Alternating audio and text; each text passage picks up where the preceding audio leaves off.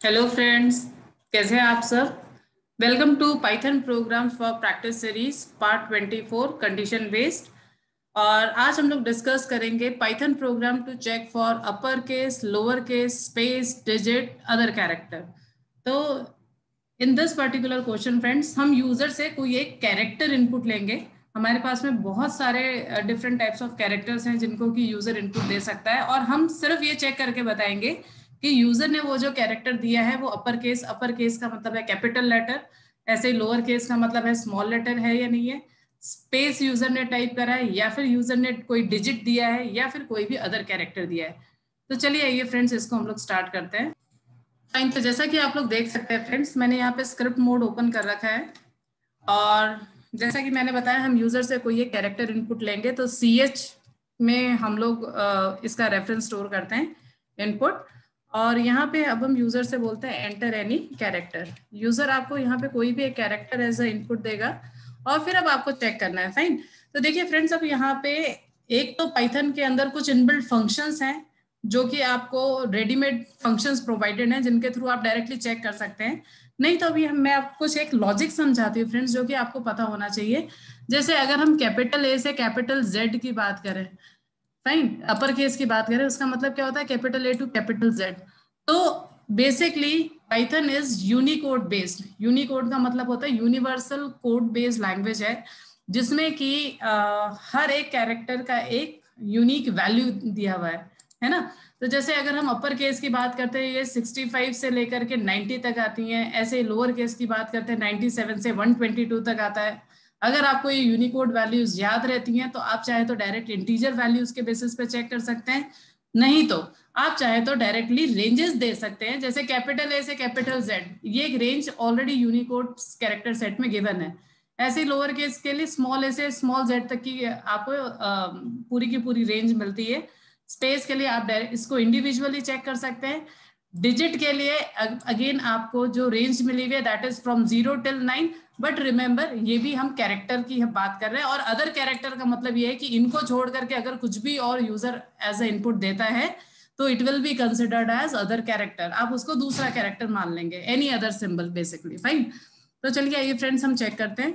अब यहाँ पे सिंपल हमें कंडीशंस लगानी है कि अगर यूजर ने वो जो कैरेक्टर दिया है, जैसा कि मैंने बोला आपको रेंज मिल रही है, तो इसलिए हम बोल रहे हैं ग्रेटर देन और इक्वल टू कैपिटल ए।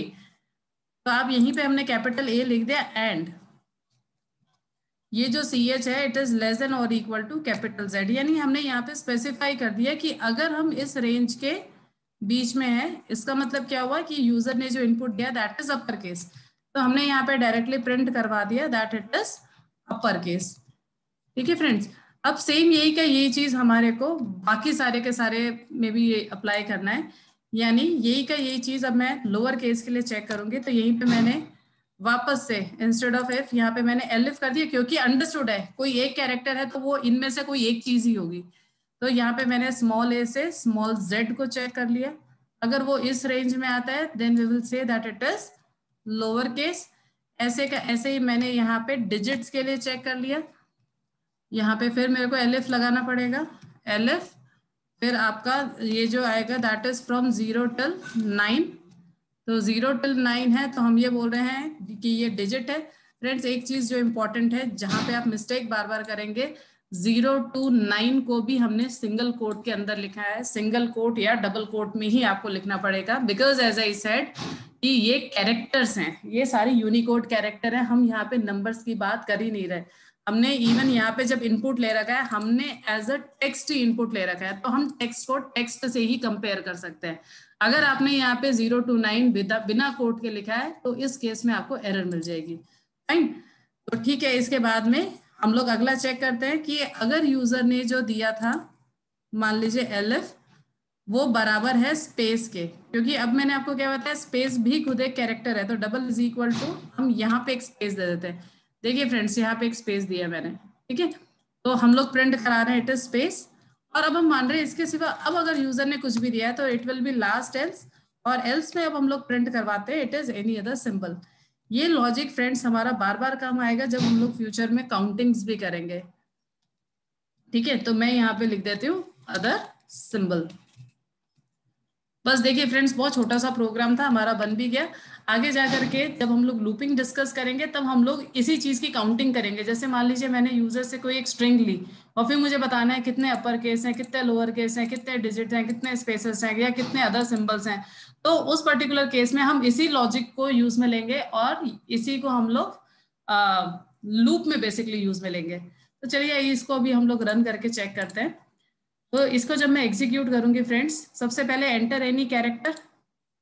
तो यहाँ पे मुझे कोई भी एक कैरेक्टर देना है। जैसे मान लीजिए मैंने कैपिटल ए दिया, अपर केस आ रहा है, इसी को मैं वापस से एग्जीक्यूट करती हूँ, एंटर एनी कैरेक्टर। इसको मैंने वापस से एग्जीक्यूट करा, एंटर एनी कैरेक्टर।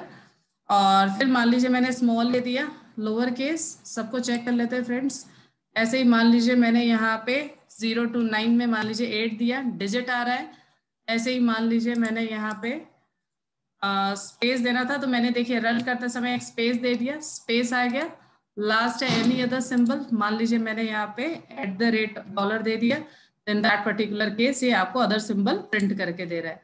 एक चीज और फ्रेंड्स, जैसा कि मैंने आपको बताया था कि मान लीजिए मैं यहाँ पे इस तरह से दे देती, मेरे को इस केस में एरर मैसेज मिल जाएगा। इसको भी हम लोग चेक कर लेते हैं, क्योंकि अगर मान लीजिए आप ऐसा कुछ करते हैं और एरर आती है तो उसका रीजन यही होगा। मान लीजिए मैंने यहाँ पे 6 दिया, ये देखिए यहाँ पे एरर आ गई है। एरर क्या आ रहा है कि हम ये जो कंपैरिजन हमने करा है ये सपोर्ट नहीं कर रहा, टाइप एरर मानी जाती है फ्रेंड्स। यानी आपने यहाँ पे तो कैरेक्टर एज अ इनपुट दिया है और अब आप यहाँ पे नंबर से कंपेयर कर रहे हैं, नंबर से कंपैरिजन पॉसिबल नहीं होगा। आई होप आपको ये वीडियो समझ में आया होगा फ्रेंड्स। इसके बाद में नेक्स्ट सीरीज में फ्रेंड्स हम लोग डिस्कस करेंगे लूपिंग्स। हमने इफ एल्स के बहुत सारे प्रोग्राम्स बना लिए हैं फ्रेंड्स।